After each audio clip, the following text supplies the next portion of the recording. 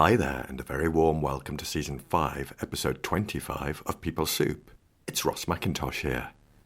So we met once a week. Now, some of these kids had actually not attended a school building in 2 years, but they came to art club every single week and they read the book. They did all the artwork that you see in the Tired of Anxiety book, and they looked at the language. They told us if any of the language in the book didn't work for them, if they didn't understand it, if the words were too big or too small or too Irish or too American or whatever they told us. We changed it accordingly. So everything that you see in the Tired of Anxiety book, the one for kids, has been vetted by kids, and all the artwork in it was done by the kids that attend the clinic. Hey Supers, this is it. The last part of my chat with Dr Sarah Cassidy. It's the dramatic climax. Sarah is an educational child and adolescent psychologist. And now that we've set the scene, we dive into her book, co-written with Dr Lisa Coyne. And the book is called Tired of Anxiety, a kid's guide to befriending difficult thoughts and feelings and living your life anyway. So in this episode, you'll hear about how the book came to be, the collaboration with Dr Lisa Coyne, the other books in the series, and how Sarah helps kids to reflect on their choices, notice the difficult stuff, and move forward, building skills for their whole lives. You'll also hear about the art for the book, my review, and how toxic positivity can occur both in organisations and in family units. We finish with a highly useful takeaway from Sarah.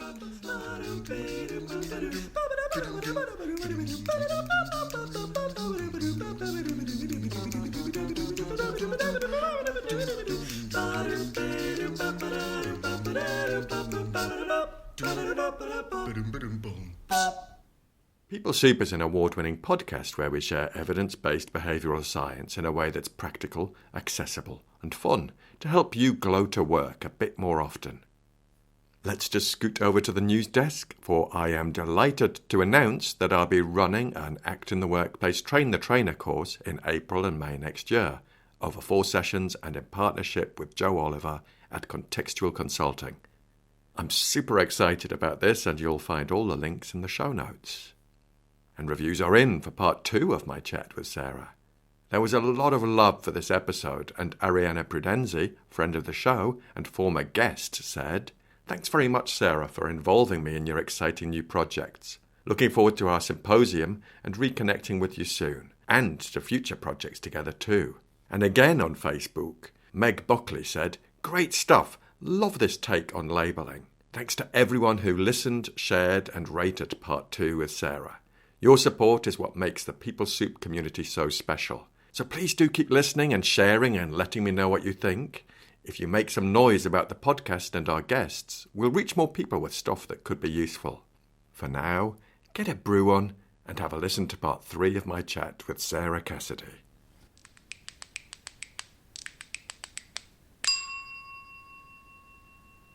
Now we're going to talk about your book, Sarah. Excellent. Tired of Anxiety, a kid's guide to befriending scary thoughts and living your life anyway, by Sarah Cassidy and Lisa Coyne. Yep.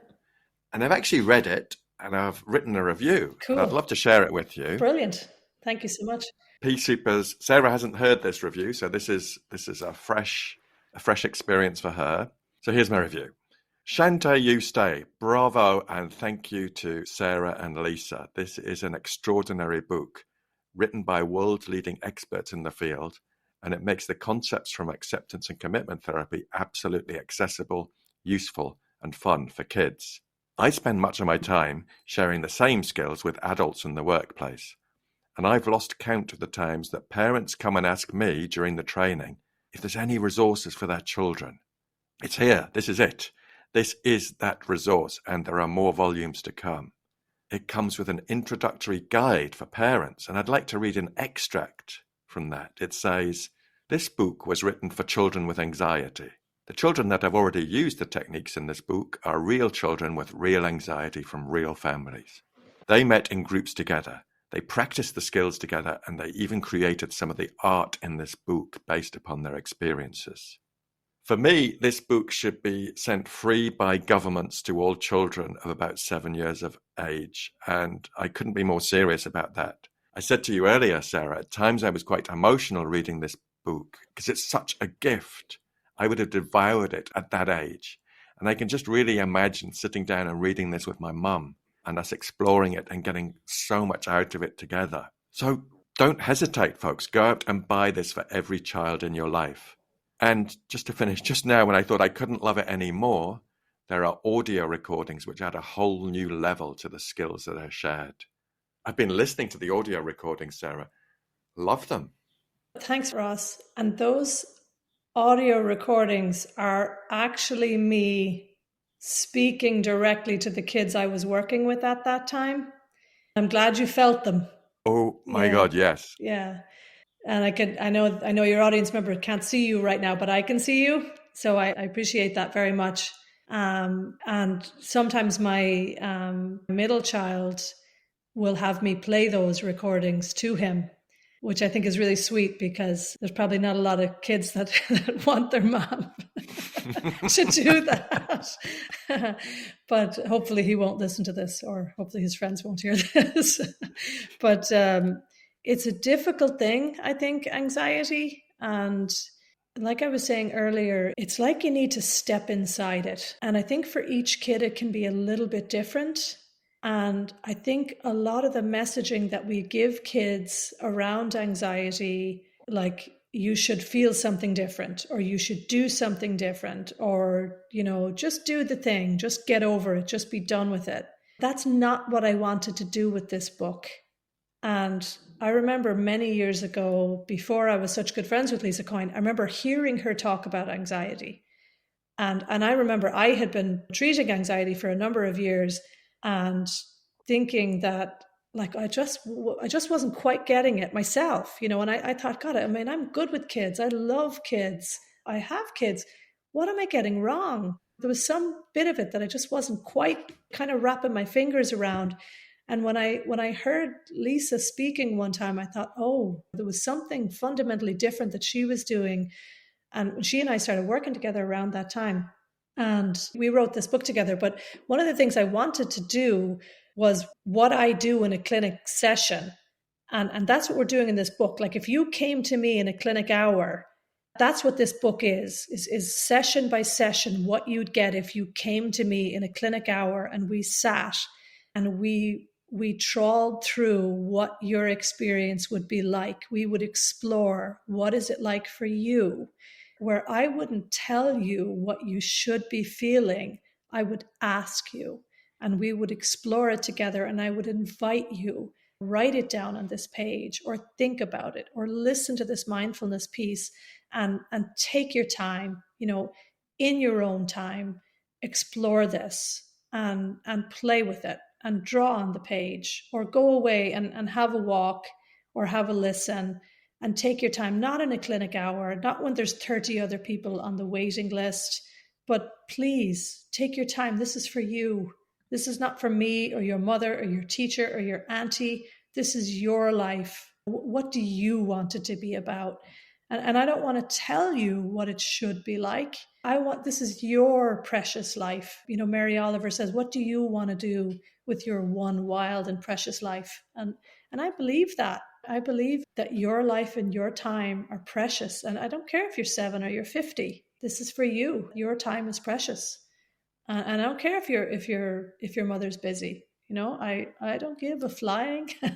Can I say F-U-C-K? I don't care. If you're 4 years old, your time is precious. And what is important to you? And let's take the time, as much time as you need. And let's sit with it. And if you need the whole hour to sit with it and, draw on one piece of paper, or if it's 1 hour, if it's 50 hours, let's take that time, whatever you need. Because what we're doing here is we are playing the long game. We have a lot of kids that are coming to us and they're super anxious and they're not able to get back to school. And everything becomes about aversive control, and their lives are smaller and smaller and smaller and smaller. And everything becomes about dragging them in the school gates, and we are going to get them back to school. And believe me, I get it. I absolutely get it that we want that. Of course, we want to get them back to school. I completely understand. But if everything becomes about forcing a child or shoving them back in, like, how much do you want to do that thing if you have absolutely no control over anything? That's just horrendous if a child has no freedom or no choice. And like, if you put yourself inside those shoes, are you going to do that thing? Are you going to want to do that thing when you can exercise zero control? Of course you're not. Of course you're not. I always like the example of, at what point does it become about letting the child choose? At what point does it become about letting go? And that moment where the child says, I choose this. And if we can get a child, or our next book is teenagers. That book is already finished, actually, so that'll be out in September. But at what point does it shift from me as a parent with my hands on a child's back, corralling a child in the school gates, and a teacher firmly holding a child and sort of pulling them in and grabbing them in the classroom, so a child has zero control, to a child saying, this is incredibly difficult, and I am moving my feet in the school gates. I am choosing this. This is hard, feels like it's impossible, and I am doing it. I mean, from the outside, it might look very, very different. But if we can have that situation, but with the child choosing it, that's the long game. So it's not about just one day. If a parent thinks, or a school or a teacher think, that it's only about getting the child into school, that's fundamentally wrong. It's not about just getting them in the school gates. It's about the child choosing. And we need to get that piece right. And if we don't get that piece right, like, I'd rather spend 6 weeks understanding how to get the child to choose how to get them in the gates than any other thing. Because if we can get that piece right, then you've got the long game. And so I think what you heard in those audio recordings, Ross, was me talking directly to the kids that I was working with at that time. And the art club kids, that was a very, very special project. And we did that during COVID. And we do a lot of mental health projects here at Smithfield Clinic and at NACOA. And when we were doing the art club project, we had decided, because myself and Lisa were writing the book, I thought, God, wouldn't it be cool if some of the kids that were attending the clinic at the time, and we were writing the book anyway, so God, wouldn't it be cool if some of the kids had a look at the book and had a read of it and said, does the language, because I knew actually that this way of speaking to kids, I knew that it worked when kids attended me in clinic. I knew that, because I could see them. I could see their faces when they were talking to me in clinic. But I didn't know if when they brought the book away and read it, would it work for them then? So I sent the book, or, I wanted for the kids to come in to kind of meet in a group once a week. And I thought, wouldn't it be cool if they met once a week, read the book together, maybe did some of the activities, and maybe did some of the artwork. And so we had them do that. And we were going to have them do it, and then COVID hit. So I was like, how are we going to do this? But we had this local service here, Louth Meath Education Training Board. And I rang them up and I said, would you mind if they had this giant, kind of an old home ec room, and had really tall ceilings, it was really well ventilated. And I said, would you mind if we use that room? And they really kindly said yes, we could abide by all the COVID procedures. So we met once a week. Now, some of these kids had actually not attended a school building in 2 years, but they came to art club every single week, and they read the book. They did all the artwork that you see in the Tired of Anxiety book, and they looked at the language. They told us if any of the language in the book didn't work for them, if they didn't understand it, if the words were too big or too small or too Irish or too American or whatever they told us. We changed it accordingly. So everything that you see in the Tired of Anxiety book, the one for kids, has been vetted by kids, and all the artwork in it was done by the kids that attend the clinic.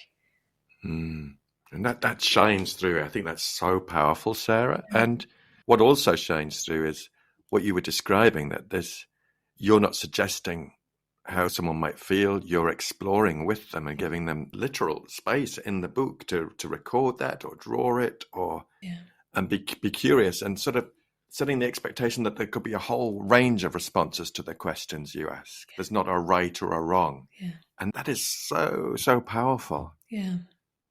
Yeah. And I mean, we said that each week, like, we just want you to show up, and we know that this is hard, and we really appreciate you giving your time to us, and you helping us with this book, and you helping us with this project. And even them taking part in art club was a natural exposure for them. We had an art exhibition at the end of it, and they all turned up for each other. And it was just a very cool project. And it was actually it was a very emotional project for me too, because I get really annoyed at kind of the systems and all the things we can't do right for kids. But I thought, okay, we got art club right. All these super anxious kids, and they were really excited about their artwork, and they were really excited to see that the artwork wound up in the book. And wow. It feels innovative and so original, but so powerful for them. And so for me, it increases the accessibility level more. Yeah. It was very cool. And it was very cool to see the art that they produced. And it was very cool to see, like, the LMETB building is a school. And so for kids that had not set foot in a school in 2 years, coming every week to a school, and we were there and they were reading a book and we were teaching them art, like, everything about that was school, and they were turning up every week. Wow. Then we put their work on display with other school kids. There was not a more natural exposure for anxious kids in the entire world, and they did it. It's incredible. Excellent. Amazing work. And what was the process of writing the book like? You've just mentioned you've got number 2s. Oh, yeah. In the bag. The process was good. I suppose I had this book written in my head a long, long time. And actually, I had a different publisher for this book. And Lisa has written a lot of books. This was my first one. But I kind of felt like, so I had the book kind of written, but with each chapter and with each time we went back and forth with the publisher, I felt like the book was moving farther and farther away from the book I wanted to write. And so when I started talking to Darren with Pavilion, Darren gave me a lot more license to write the book the way I really wanted to write the book. And I suppose, there are other publishers that maybe have kind of a stricter format in how the book should be, but it was really important to me that this book would be a book that could be accessible to children. And I think, from your work with adults, most of the there's not a huge amount of psychotherapeutic materials that are age appropriate for kids. And most of the stuff that I was looking at was not digestible by children. And every time changes were being made, I said, this is getting farther and farther. Like, no kid would ever read this. And I know from working with kids for 20 years, this has to be accessible to a child. I edit for journals, and I've written a ton of scientific material. So I understand what the standard needs to look like. But I also understand that things need to be accessible to a child, or a child is just going to shut down and walk away. So I suppose it's quite nuanced. What the pitch, you need to know your audience. Yeah, crikey. Yeah. So the next one is teenagers, but yeah. there's 3 more, is that right? There's 3 more, yeah. So there's teenagers, there's young adults, and then there is a parent's kind of accompaniment for the kids one and the teenagers ones. Yeah. Wow. So the process is basically kind of go through, and Lisa and I are kind of turn taking. So I took lead on the kids one, and Lisa took lead on the teen one, and I'll take lead on the young adult one. And then, so we're just sort of turn taking, but working closely together. Now, Lisa also did an art club project in Boston for the teen one. So there's lots of kind of international artwork going on. And yeah, so we've had way more artwork going on now since the first art club was so successful. And so, yeah, loads more international art collaborations going on. Fabulous. There's one thing I want to talk about, and it's something I notice a lot in organizations, kind of toxic positivity. Yeah. And I wonder if I'm guessing that does occur in family units too. People going, oh, just cheer up, or don't worry. Yeah. And I think it's a real problem for organizations, even if they're avoiding, say, an executive level team are avoiding talking about the really difficult stuff. They're all going, look over there. It's almost collusion to not talk about I know. that stuff, and everyone just cheer up. I know. Yeah. I agree. I think that's problematic. And I think it's a naive assumption that we can just stop thinking about the difficult things. And often when I'm leading a presentation, whether it's to parents or organizations, I would often use like the chocolate cake metaphor or the pink elephant. And I would ask people, stop thinking about this. And I'll show a big picture of a chocolate cake or a big picture of the pink elephant and say, now I want you to stop thinking about this while it's right front and center of the room. And this is what it is like for your child when they're worrying about being bullied at school or, of course we want to get rid of this really, really difficult emotional experience. But if this is front and center in your mind or front and center of your lived experience right now, you can't just make it go away. And saying to your child to just get over it, the literature on thought suppression tells us this doesn't work. And so just telling them to cheer up, get over it, move on, think positive, it's not possible. It's not helpful. Yeah, it's, I think it's really unhelpful. And I try to steer people away from it. But I try to steer people away from it in a playful way. I try to let people know that what they're doing is unhelpful. Yeah, and in workplaces, sometimes when I'm using a metaphor like passengers on the bus, people will come up to me at the end and say, oh, I thought it was just me. Yeah. It's not mega frequent, but sometimes people go, or they hear a colleague who they respect and admire who's quite senior going, I'm scared, or I don't know if I can do this. Sharing some of their own thoughts. It's kind of like, you can see them looking at them going, nah. Yeah. And I think that's so powerful to sort of counter this just horrible narrative of cheer up, turn that frown upside down. It might never happen. All that really unhelpful shit. It's very unhelpful. Yeah. It's incredibly unhelpful. And I suppose that's in the culture. And it is a little bit slippery though. And I do try and draw distinctions because you see in compassion focused therapy that there is also this, I remember hearing actually Russell Coates talking about your resting face. And if you place a gentle smile on your face, that'll send like a little message to yourself, that you're safe and you're well. And I think actually my resting face is quite neutral. And, people used to say to me, are you angry? And I'm like, no, I'm not angry. I'm perfectly fine. I do have the resting bee face. It turns out that's actually my natural expression. So like there's a couple of different bodies of literature to draw on, but forcing yourself or trying to force yourself to act happy when you've got something difficult happening in your mind and your body is really unhelpful. So I would always try to tell people that, like, as you call it, like toxic positivity is really unhelpful. And it's better really to model authenticity and to be honest with yourself and to be honest with your experience, and that squashing your emotions is unhelpful. And to model what's actually happening for you in an honest and gentle way is much more likely to lend itself to the more positive long-term outcomes, if we're honest. Yeah, and trying to model that as a facilitator with a group of adults or in one-to-one coaching can be super profound.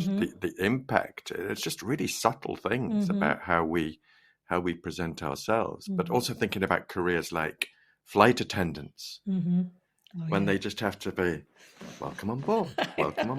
Thank you for being an asshole. Thank you for Hilarious. I always have such respect for them because you never see the best of people on a flight. No, I know. You definitely don't. Nobody brings their best self. No. To their... And it's that emotional labor that they go through to...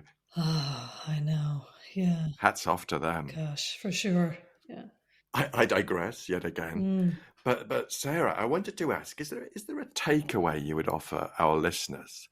Thinking about our listeners as adults and perhaps listeners who have children, any top tip you might give them just to reflect on?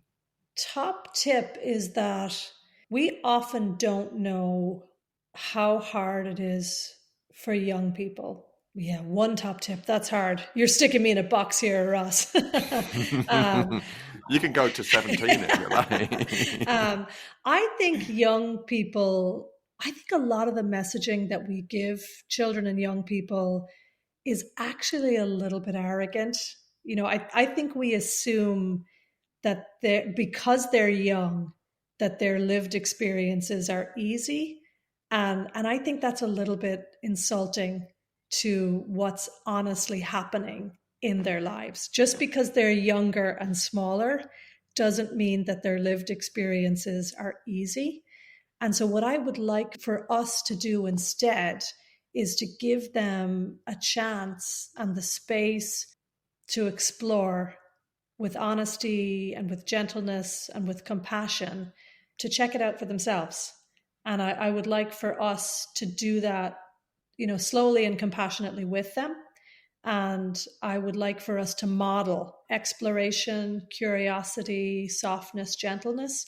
And I would like for us, whether we're parents, adults, spirit guides, whatever's our role in their life, but I would like for us to model with authenticity and courage our own experience in kind and gentle ways.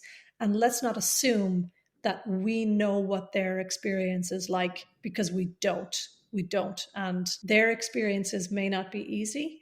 And it takes a lot of courage to notice what's coming up for us, and to face those sometimes really, really difficult things that are happening for them. And what was happening for us in our young lives when we were young might be very, very different in comparison to what's happening for them in their young lives now. So let's not assume our experience maps onto theirs, and let's instead say, I'm here for you in the background. I can't fix this for you, but I will hold your hand in the dark. I'm right here with you. Wow, thank you. Thank you so much, Sarah. And you reminded me, when I was reading the book, I was writing a few notes to myself, and I really got this sense of respectful curiosity from you and Lisa as the authors, that you're not mapping your experience onto theirs. It's this real sensitive and thoughtful curiosity, but so respectful to the world of the child as well. So thank you. Thank you for articulating that so beautifully. And thank you, Sarah, so much for coming on the show. It's been a privilege to talk to you, and an absolute joy too. So thank you so much. Thank you so much for having me, Ross. It's been absolutely brilliant to be on with you, and I really enjoy your podcast. So I'm thrilled to be a guest.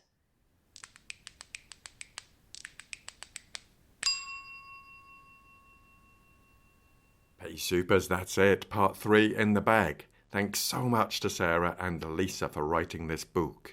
It will be so useful to so many.